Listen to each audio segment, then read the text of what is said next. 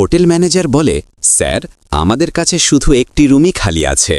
রুমে এসে mister Liu বলেন, কি, শুধু একটাই রুম? তার উপর এখানে কোনো সোফাও নেই। এখন বলো, আমরা কিভাবে ঘুমাবো? মিস্টান হেসে বলে, আর কোনো উপায় নেই মিস্টার লিউ, তবে একটা মাঝখান দিয়ে পার্টিশন করে নিতে পারি। রাতে যখন লিউ ঘুমাতে আসে তখন সে দেখে মিস্টান পুরো বেড দখল করে রেখেছে। তাই সে ধীরে ধীরে গিয়ে মিস্টানের পা সরিয়ে শোবার চেষ্টা করে, কিন্তু ঠিক তখনই ঘুমের মধ্যে মিস্টান লিউকে জড়িয়ে ধরে ফেলে। লিউ একদৃষ্টিতে তার দিকে তাকিয়ে থাকে, তারপর মনে মনে বলে, না, এটা কিভাবে হলো? আমি তো তার বস, আর সে আমার অ্যাসিস্ট্যান্ট। লিউ পার্টিশনটা আবার লাগানোর চেষ্টা করে, কিন্তু দড়িটা ছিঁড়ে যাওয়ায় সেটা ঠিক করতে পারে না, ফলে সারা রাত ঘুমাতেই পারে না। অন্যদিকে মিস্টান খুব আরামে ঘুমাচ্ছিল।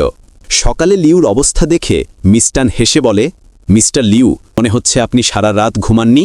লিউ একটু দেগে গিয়ে বলে, সকালে উঠে দেখি আমি বেড থেকে নিচে পড়ে গেছি, আর তুমি তো পুরো বেড একাই দখল করে রেখেছিলে। আমি ঘুমাবো কিভাবে? পরের পার্টে ভালোবাসার অসাধারণ কেমিস্ট্রি দেখতে প্লিজ চ্যানেলটি সাবস্ক্রাইব করুন।